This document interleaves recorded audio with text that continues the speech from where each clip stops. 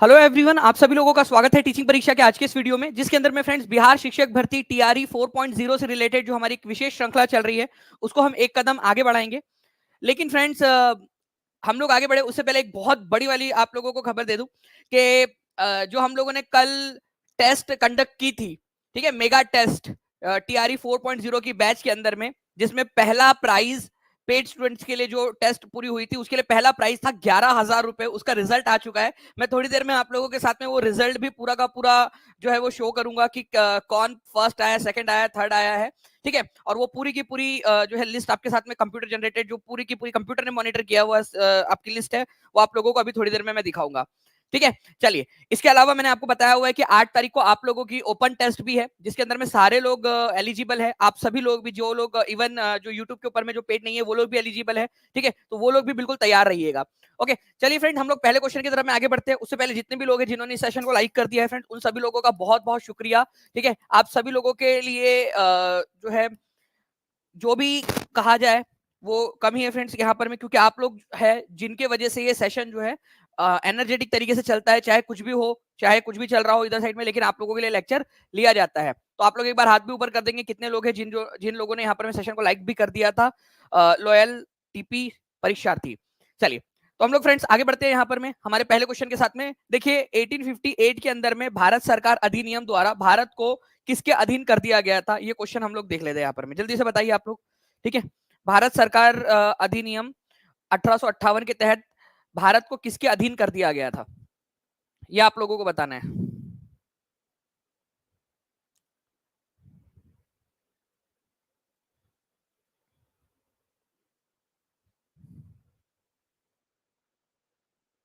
बहुत बढ़िया फ्रेंड, देखिए आप लोगों के यहाँ पर में कंटिन्यूसली आंसर्स आ रहे हैं, ठीक है। तो 1858 से पहले जो है वो भारत ईस्ट इंडिया कंपनी के अधीन था, ठीक है, ईस्ट इंडिया कंपनी के अधीन था। लेकिन फ्रेंड्स यहाँ पर में ईस्ट इंडिया कंपनी से अधिकार लेकर किसको दे दिए गए, क्राउन को दे दिए गए। क्राउन का मतलब होता है, ठीक है, ब्रिटिश शासन, ठीक है, जो भी ब्रिटेन का राजा रानी जो भी रहेगा उसको दे दिए गए। तो केवल जो है फ्रेंड्स 55% लोग हैं जिन्होंने यहाँ पर में सही आंसर दिया है, केवल 55%। तो आप लोग कंपटीशन देख रहे हो यहाँ पर में, आप लोगों को क्यों पढ़ने की जरूरत, आप तो देखिए यहाँ पर में अब जो है वो नंबर बढ़ रहे, जब बता दिया है मैंने। तो क्राउन को दे दिया गया था, ये याद रखना है आप लोगों ने। गवर्नमेंट ऑफ इंडिया एक्ट, ठीक है, 1858 के तहत। अच्छा, गवर्नमेंट ऑफ इंडिया एक्ट, ठीक है, भारत सरकार अधिनियम 1858 को एक और नाम से जाना जाता है, इसको बोलते हैं गुड गवर्नेंस एक्ट, ठीक है, सुशासन अधिनियम, गुड गवर्नेंस एक्ट। क्यों कहते हैं, क्योंकि ये एक्ट जो है ऐसा माना जाता था कि भारत के अंदर में गवर्नेंस, जो शासन है, उसको सुधार करने के लिए लाया गया है। तो आप लोगों से कभी भी पूछ लिया जाए कि गुड गवर्नेंस एक्ट किसको बोलते हैं, तो टाइप करो जल्दी जल्दी से, ठीक है। तो जल्दी जल्दी से टाइप करेंगे कि गुड गवर्नेंस एक्ट किसको बोलते हैं, अगर ये आ जाए तो आप लोगों का क्या होगा, ठीक है जी। नाउ फ्रेंड, नेक्स्ट जो है आप लोगों को बता दूं कि जिस समय में 1858 का जो ये कानून लागू हुआ था, और उससे जस्ट एक साल पहले जब 1857 का विद्रोह हुआ, उस समय में कौन जो है भारत का गवर्नर जनरल था। तो गवर्नर जनरल कौन था, ये क्वेश्चन आप लोगों से बनता है, बहुत इंपॉर्टेंट है, ध्यान से समझिएगा आप सभी लोग, ठीक है। देखिए, मैंने क्या पूछा आप लोगों से कि 1857 का जब विद्रोह हुआ तो भारत का गवर्नर जनरल कौन था, गवर्नर जनरल ऑफ इंडिया कौन था, ये आप लोग मेरे को आंसर बताओगे जल्दी से। उसके बाद में 1858 का जो 1858 का जो एक्ट आया था, ठीक है, उस समय में गवर्नर जनरल ऑफ इंडिया की पोस्ट का नाम बदल के कर दिया गया था वायसराय। तो पहले वायसराय कौन थे हमारे भारत के, ये भी बताएंगे आप सभी लोग, ओके। तो लॉर्ड कैनिंग के समय में हुआ था फ्रेंड्स, ये याद रखना है आप लोगों ने, लॉर्ड कैनिंग, ठीक है, लॉर्ड कैनिंग के समय में 1857 का विद्रोह हुआ था। और यही भारत के पहले वायसराय, और जो है भारत के पहले वायसराय भी यही बने थे, ठीक है, भारत के पहले वायसराय भी यही बने थे, ये भी याद रखेंगे आप सभी लोग, ओके। तो गवर्नर जनरल ऑफ इंडिया कौन थे 1857 के विद्रोह के समय में, लॉर्ड कैनिंग। ये आप लोगों का यूपीएससी के एग्जाम के अंदर में आया था क्वेश्चन। इसके अलावा जो है फ्रेंड्स, गवर्नर जनरल ऑफ जो है इंडिया का नाम बदल के वायसराय कर दिया गया था, तो भारत के पहले वायसराय कौन बने, लॉर्ड कैनिंग बने, ठीक है। ये भी आप लोगों से पूछा जा सकता है, तो प्लीज इसके लिए तैयार रहिएगा आप सभी लोग। एक क्वेश्चन और बन सकता है हाई लेवल, अगर आप लोगों की इजाजत हो तो वो भी क्वेश्चन मैं आप लोगों को बता दूं, ठीक है। देखिए, क्वेश्चन ये बनता है कि गवर्नर जनरल ऑफ इंडिया की पोस्ट का नाम बदलकर कर दिया गया वायसराय, ठीक है, कि अब जो है वायसराय पोस्ट होगा, साथ ही साथ जो है कंपनी का शासन खत्म और ब्रिटिश क्राउन का शासन शुरू। ये जो आदेश था पूरा का पूरा, ये कहाँ पढ़ा गया था? तो इलाहाबाद के अंदर में, इलाहाबाद के अंदर में, ठीक है। इलाहाबाद को 1 नवंबर 1858 को किसने पढ़कर सुनाया था? ये पूरा का पूरा आदेश, ये कानून जो था, इसको किसने पढ़कर सुनाया था? ठीक है, तो ये जो है फ्रेंड्स, ये पूरा पढ़ के सुनाया था लॉर्ड कैनिंग ने। ये भी याद रखना है आप लोगों ने। आया था ना एक क्वेश्चन इसमें से कि रानी की उद्घोषणा जो है कहां पर में पढ़ी गई थी? इलाहाबाद के अंदर में, और तारीख 1 नवंबर 1858। टीआरई के अंदर में आ चुका है ये क्वेश्चन ऑलरेडी। तो इसी वजह से आप लोग जो है आगे में भी तैयार रहिए, कुछ कभी भी इस तरह के क्वेश्चन पूछे जा सकते हैं आप लोगों से, ठीक है। चलिए नाउ फ्रेंड, नेक्स्ट क्वेश्चन की तरफ में हम लोग आगे बढ़ते हैं जल्दी से हमारे।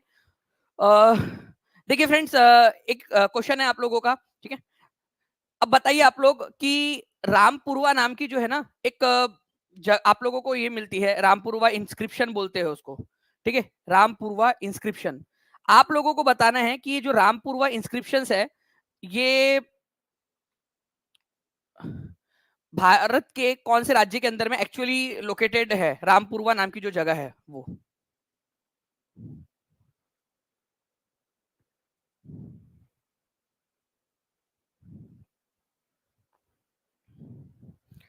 चलिए, तो आंसर जो है फ्रेंड्स यहाँ पर मैं आप लोगों को जाएगा, बिहार के अंदर में लोकेटेड है ये रामपुरवा नाम की जगह। यहाँ पर में किसके समय के इंस्क्रिप्शन मिले हैं, ये क्वेश्चन बन सकता है। क्वेश्चन पता है कैसे बनेगा? रामपुरवा जो कि बिहार के अंदर में स्थित है, यहाँ पर में आपको कौन से राजा के समय के जो है इंस्क्रिप्शन, अभिलेख, लघु अभिलेख मिलते हैं? तो अशोका के समय के मौर्यकालीन अभिलेख मिलते हैं।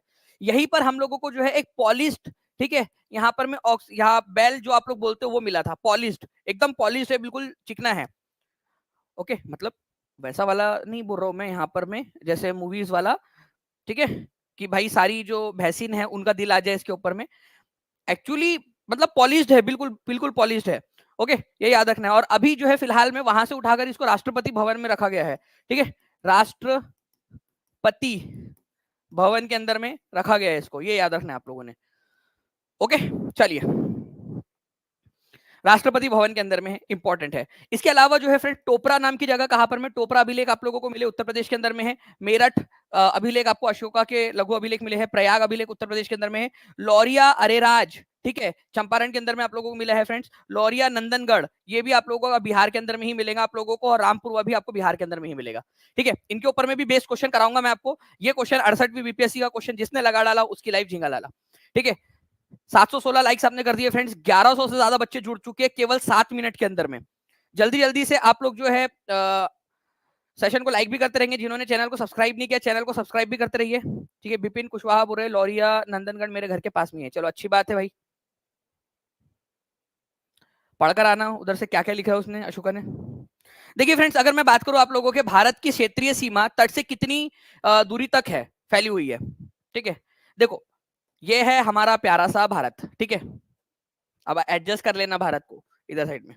तो भारत की जो सीमा है, ठीक है, वो कहां तक फैली हुई है? वैसे भारत की सीमा पाकिस्तान से भी आ गई है यार एक, ठीक है, लेकिन चलो कोई नहीं। यहाँ पर मैं समुद्री सीमा की बात हो रही है कि समुद्री सीमा कहां तक फैली हुई है भारत की, ठीक है, या कोई भी देश की समुद्री सीमा कहां तक मानी जाती है? तो ये 12 समुद्री मील, या फिर 12 जो है फ्रेंड्स यहाँ पर में नॉटिकल माइल्स इसको बोलते हैं इंग्लिश में, 12 नॉटिकल माइल्स वहां तक फैली हुई है।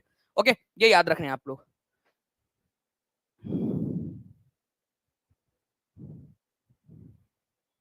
ओके, तो आंसर जो है फ्रेंड्स आप लोगों का हो जाएगा ऑप्शन नंबर सी, 12 समुद्री मील, या लगभग जो है 21.9 किलोमीटर आपका।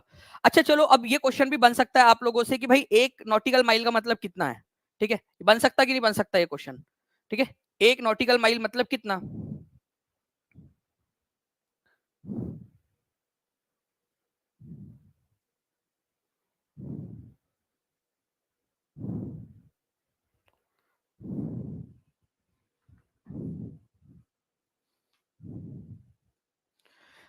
अलग अलग आंसर आ रहे हैं आप लोगों के, ठीक है। हम लोगों का 12 नॉटिकल माइल्स तक हमारा जो है फ्रेंड्स डिस्टेंस है, जिसका मतलब होता है 21.9 किलोमीटर। तो अगर आप लोगों से ये पूछ लिया जाए कि एक नॉटिकल माइल का मतलब कितना होता है, 1 nautical mile is equal to how many kilometres, तो आप लोग आंसर क्या करोगे डायरेक्टली उसका, ठीक है। कुछ लोग 12 आंसर कर रहे हैं, 1.8 कर रहे हैं, वो थोड़ा सा एक डिजिट और बढ़ा दो ना उसका, तो अच्छा रहेगा आप लोगों का। एक दो डिजिट, 1.852 है फ्रेंड्स, 1.852, ये आप लोगों ने थोड़ा सा याद रखना है। मैं इसमें यहाँ लिख भी देता हूँ आप लोगों के लिए, ठीक है। 1 नॉटिकल, ठीक है, माइल इज इक्वल टू, ठीक है, 1.852 किलोमीटर्स। ये याद रखेंगे आप सभी लोग। 1.852 किलोमीटर जो है ये होता है आप लोगों का। ये एक इंपॉर्टेंट कन्वर्जन फैक्टर है आप लोगों का, जो कभी भी एग्जाम के अंदर में आ सकता है आप लोगों से। ठीक है, तो इसको याद रखिए आप सभी लोग, और अच्छे से इसके ऊपर में बेस्ड जो भी क्वेश्चन आते हैं उसको करिए आप सभी। ठीक है, चलो नेक्स्ट क्वेश्चन की तरफ में हम लोग आगे बढ़ते हैं फ्रेंड्स हमारे। ठीक है, तीनों गोलमेज सम्मेलन में किसने भाग लिया? 67वीं बीपीएससी का क्वेश्चन है। बताइए जल्दी से कि तीनों गोलमेज सम्मेलन में भाग लेने वाले इनमें से कौन थे?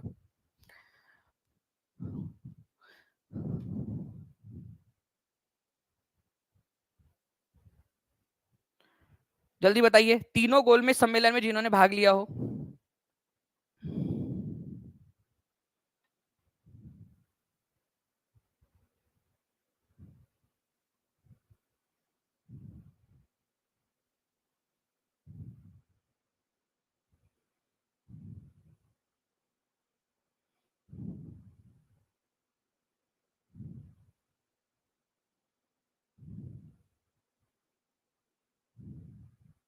चलिए बहुत बढ़िया फ्रेंड्स, आप लोगों के आंसर्स आ गए हैं। और अगर मैं आप लोगों को एक क्वेश्चन जो है फ्रेंड्स यहाँ पर मैं एक लेना चाहूंगा, इसके बाद में मोटो वाला भी, क्योंकि आप लोगों को पता है कि उद्घोष वगैरह वाले क्वेश्चन भी पूछे जाते हैं। तो तीनों गोलमेज सम्मेलनों के अंदर में किसने भाग लिया था, इनमें से अगर मैं बात करूं आप लोगों से, तो यहाँ पर मैं एक लिस्ट है आप लोगों के पास में। डॉक्टर बी आर अम्बेडकर, ठीक है, तेज बहादुर सप्रू, ठीक है, ये तो आप लोग याद रखते ही हो। ठीक है, एम आर जयकर भी याद रखना है फ्रेंड्स, इन्होंने भी तीनों गोलमेज सम्मेलन में भाग लिया था। एन एम जोशी थे जिन्होंने तीनों गोलमेज सम्मेलन में भाग लिया था। और सी एन मुदलियार, ठीक है, तो ये लोग ऐसे थे जिन्होंने जो है तीनों गोलमेज सम्मेलन के अंदर में पार्टिसिपेट किया था। इंपॉर्टेंट है जी। ठीक है, तो तीनों के तीनों गोलमेज सम्मेलन के अंदर में पार्टिसिपेट करने वाले कौन थे friends? Doctor B R Ambedkar, Tej Bahadur Sapru, M R Jayakar, N M Joshi और सी आर, ठीक है, सी एन मुदलियार। गांधी जी केवल दूसरे वाले जो है गोलमेज सम्मेलन में गए थे। ओके, चलो, पहला गोलमेज सम्मेलन कब हुआ था और उस समय में भारत के वायसराय कौन थे? ये क्वेश्चन आया था कि नहीं आया था आप लोगों से एग्जाम के अंदर में? ठीक है, कि फर्स्ट गोलमेज सम्मेलन के अंदर में भारत के वायसराय कौन थे?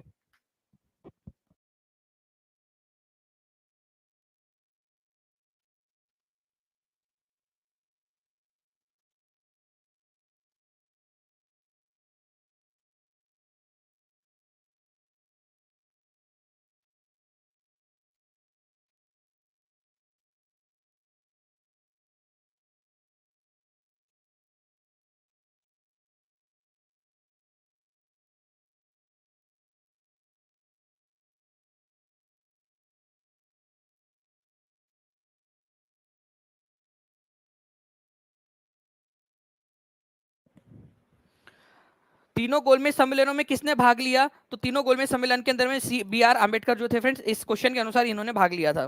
ठीक है, चलिए नाउ फ्रेंड नेक्स्ट क्वेश्चन की तरफ में हम लोग आगे बढ़ते हैं। ठीक है, बैल की आकृति वाला रामपुरवा अशोक स्तंभ किस राज्य में स्थित है? ठीक है, तो जो रामपुरवा अशोकन पिलर जो है फ्रेंड्स, वो कहां पर में लोकेटेड था? आप लोगों का बिहार के अंदर में था। ये रीट 2012 के अंदर में आया हुआ क्वेश्चन है आप लोगों का, आप लोग यहाँ पर में देख सकते हो। ठीक है, नाउ फ्रेंड नेक्स्ट एक क्वेश्चन आप लोगों के लिए है, वो मैं आपको लगा देता हूँ। ठीक है, क्योंकि इसके बाद में आप लोगों का रिजल्ट जो है वो घोषित होने वाला है अभी। ठीक है, जस्ट इसके बाद में मेगा टेस्ट का जो रिजल्ट है वो आप लोगों का घोषित होगा, लेकिन उससे पहले मैं क्वेश्चन आप लोगों के लिए देना चाहता हूँ।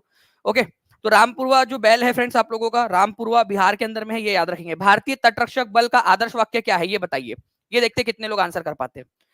और आपको बता दूं कि टीचिंग परीक्षा के टीआरई 4.0 की बैच के अंदर में एक इमेज वाला सेक्शन है आपका।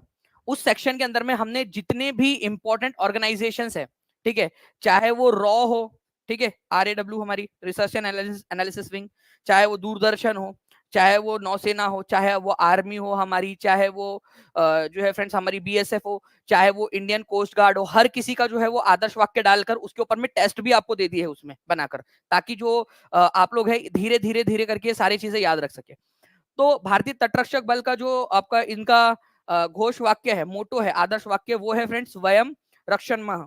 ठीक है, तो हम रक्षा करते हैं, तो वयम रक्षामः जो है हम रक्षा करते हैं, ये इनका घोष वाक्य। भारतीय तटरक्षक, ठीक है, इंडियन कोस्ट गार्ड, कोस्ट मतलब भारत की जो तटों की रक्षा करते हैं ना उनकी बात हो रही है, इंडियन कोस्ट गार्ड। 1 फरवरी, ठीक है, 1977 को इसकी स्थापना की गई थी। ओके, ये याद रखेंगे आप सभी लोग। उस समय के जो प्रधानमंत्री थे मोरारजी देसाई, ठीक है, उन्होंने इसका फॉर्मल इनॉग्रेशन जो है उसके 1 साल बाद किया, बट इसकी स्थापना जो है फ्रेंड्स 1 फरवरी 1977 से मानी जाती है। तो 1 फरवरी को आपका भारतीय तटरक्षक दिवस मनाया जाता है, इसकी स्थापना है। ठीक है, वयम रक्षामः। ओके, तो ये एक इंपॉर्टेंट पॉइंट है, वयम रक्षमः, इसकी वी प्रोटेक्ट, हम रक्षा करते हैं, ये इसकी थीम है या मोटो है बेसिकली। ओके, नाउ फ्रेंड्स, अब आप लोगों का जो है मेगा टेस्ट का रिजल्ट, ठीक है, तो दिल थाम के बैठिए आप सभी लोग, ठीक है, रिजल्ट आप लोगों के सामने है। और मैं बता दूं आपको कि जिन बच्चों ने टेस्ट को सबमिट किया है, ध्यान रखना, टेस्ट दिया, टेस्ट को सबमिट किया है प्रॉपरली, कोई गड़बड़ नहीं की, जैसे कई सारे बच्चे बैक चले गए क्योंकि एक ही अटेम्प्ट था, जो है चीटिंग वगैरह ना हो उसको रोकने के लिए एक ही अटेम्प्ट था, अगर आप एक बार टेस्ट से बाहर आ गए तो एक बार आप वापस से अंदर नहीं जा सकते, तो ये सारी की सारी चीजें पूरा का पूरा प्रिकॉशन लिया गया था। और पहला ही प्राइस जो है फ्रेंड्स, मैंने आप लोगों को बोला था कि 11,000 रुपए का रहेगा करके, ठीक है, इसको हमने 10,000 से बढ़ाकर 11,000 कर दिया था आपका। तो पहला प्राइस, ठीक है, सेकेंड, थर्ड, ठीक है, फोर्थ से लेकर 10 तक, ये पूरे के पूरे प्राइस आप लोगों के हैं। अब मैं आप लोगों को बता रहा हूँ यहाँ पर मैं, आज से आपकी जितनी भी रैंक बूस्टर, जो प्री रैंक बूस्टर एक्टिविटी की टेस्ट थी, उसको वापस से अनलॉक कर दिया जाएगा ताकि जो पेड वाले बच्चे फिर से उनको अटेम्प्ट कर सके, ठीक है, क्योंकि अब रिजल्ट आप हमारे हमारे पास में आ गए आपके। तो पहला है एस कौशल, देखिए फ्रेंड्स, 100 में से 100 नंबर की जीएस की टेस्ट थी, ठीक है, 95 लेकर आया है भाई, मतलब इतनी टफ टेस्ट के अंदर में भी 95 नंबर लेकर आया है, तो एस कौशल बहुत बढ़िया। रश्मि जी है, 94 स्कोर किया उन्होंने 100 में से, ये 100 में से बात कर रहा हूं मैं, 100 नंबर की जीएस की टेस्ट ली थी, तो कांग्रेचुलेशन तो बनता है इनके लिए। ममता कुमारी जी है जिन्होंने 94 ही स्कोर किया, लेकिन समय का जो कितना समय लिया है उसके अनुसार यहाँ पर में ऊपर नीचे होता है, ठीक है। तो एस कौशल जी, क्या नाम है आपका, आपको टीम कनेक्ट कर लेंगी, आपका नंबर वगैरह सब कुछ है हमारे पास में, तो एस कौशल जी, ठीक है, कांग्रेचुलेशन, 11,000 रुपए जो है वो आप इनाम जीतते हो फ्लैट, ठीक है, कांग्रेचुलेशन। और ये मेहनत आपकी जो है ना वो दिख रही है, और ये बच्चे हैं, ठीक है, जो मैं आपसे कह रहा हूँ ना कि हम लोग पूरी की पूरी जान लगा के रखे हुए हैं कि टॉप 100 जो है वो टीचिंग परीक्षा के बच्चे ही आने चाहिए टॉप 100 के अंदर में, ठीक है, सिलेक्शन तो देना ही देना है, रैंकिंग भी देनी है, तो ये पूरी की पूरी एक्सरसाइज हम लोग कर रहे हैं उसके लिए, ठीक है। रश्मि जी कांग्रेचुलेशन, आपका 5,000, ठीक है, 5100 रुपए आपको, आपके लिए। ममता कुमारी जी कांग्रेचुलेशन आपको भी, ठीक है। और ये 3 बच्चे हैं, और इसके अलावा 1 4th 5th 6th 7th 8th 9th 10th, ठीक है, ये बच्चे भी है आप लोगों के, तो कांग्रेचुलेशन। रिमझिम कुमारी, आकांक्षा सिंह, नेहा, आशीष कुमार, नीमा राज, अभी और मऊ, ठीक है, तो ये है टॉप 10 बच्चे, कांग्रेचुलेशन आप सभी लोगों को, ठीक है। और देखिए यहाँ पर मैं बाकी लोग भी आपको कांग्रेचुलेट कर रहे हैं, तो ये एक पूरी की पूरी एक्सरसाइज है। मैं अभी भी कहना चाहूंगा कि जितने भी बच्चे हैं, जो लोग चाहते हैं उनका सिलेक्शन हो जाए, रैंक आए, ठीक है, टीचिंग परीक्षा के सिलेक्शन कोर्सेज के साथ में आप जुड़ सकते हो, प्रीमियम कंटेंट, ठीक है, सारी चीजें आप लोगों के लिए, आप लोगों को किस तरीके से सिलेक्शन दिलाया जा सकता है, डेडिकेटेड टीम है, हर चीज कुछ ना कुछ नया नया करके आपको पढ़ाई में एंगेज रखना चाहती है, ताकि आप पहले से प्रिपेयर्ड रहे। तो अभी आप लोग जो है एक डिसीजन आपका टीचिंग परीक्षा के साथ में जुड़ने का आपकी जिंदगी बदल सकता है, ठीक है। तो 7611101101 या 96978844 इस नंबर पे कॉल या व्हाट्सएप कर सकते हो आप लोग, कॉल ना लगे तो व्हाट्सएप कर दीजिएगा, या फिर टीचिंग परीक्षा ऐप पर चले जाइए सिंपली, ठीक है। आप लोगों की 8 सितंबर को महा टेस्ट भी होने वाली है, तो उसके लिए भी तैयारी करते रहिए। इसका सिलेबस जो है वो रहेगा टीचिंग परीक्षा का, जो सिलेबस हुआ होगा टीचिंग परीक्षा का 7 तारीख तक जो पढ़ाकर हुआ होगा टीचिंग परीक्षा कोर्स में, वो आप लोगों का सिलेबस इसके अंदर में रहेगा, लेकिन ओपन रहेंगी सबके लिए। नाउ नाउ फ्रेंड्स, देखिए हाल ही में नेपाल सरकार द्वारा किस शहर को देश की पर्यटन राजधानी घोषित किया गया है? तो टूरिज्म कैपिटल, नेपाल की राजधानी वैसे काठमांडू है, ठीक है, लेकिन जो है आप लोगों को बताना है, ओके,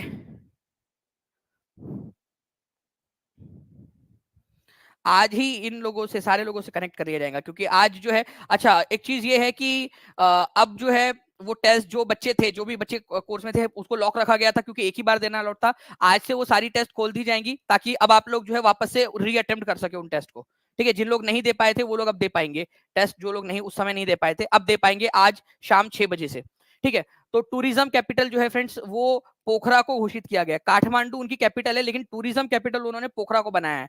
ये पढ़ाया था आप लोगों को, और एग्जाम के अंदर में भी आप लोगों का आया हुआ है क्वेश्चन है, ठीक है, तो इसको थोड़ा सा आप लोग याद रखिएगा। नेक्स्ट क्वेश्चन की तरफ में आगे बढ़ते हैं फ्रेंड्स। निम्न में से कौन जो है, आपका आंसर आप लोगों को दिख रहा है, just a second,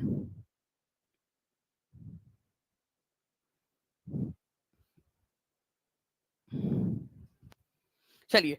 now friends, यहाँ पर में देखिए, निम्न में से कौन सी अंतरराष्ट्रीय संस्था पूरे विश्व में पर्यावरण सुरक्षा की देखभाल करती है?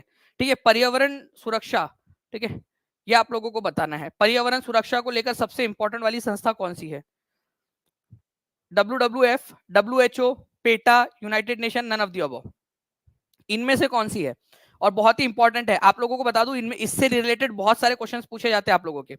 एक बार जितने भी बच्चे जल्दी से सेशन को लाइक एंड शेयर करते रहेंगे, 985 लाइक्स हो चुके हैं, 15 लाइक्स दूर है हम लोग 1000 लाइक से। सभी बच्चे जल्दी जल्दी कर दीजिए, ठीक है।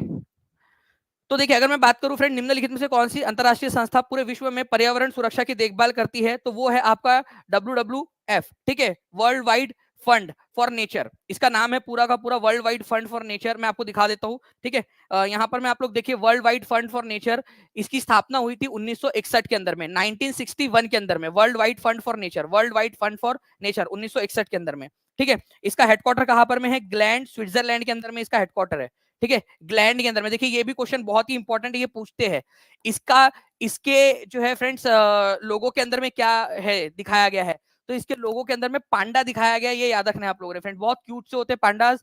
तो पांडा जो है इसके इसके लोगों के अंदर में, world wide fund for nature WWF जो है, इसका इसका लोगो जो है उसमें कौन सा जानवर दिखाया गया है? तो पांडा दिखाया गया, ये आप लोगों को याद रखना है, ठीक है।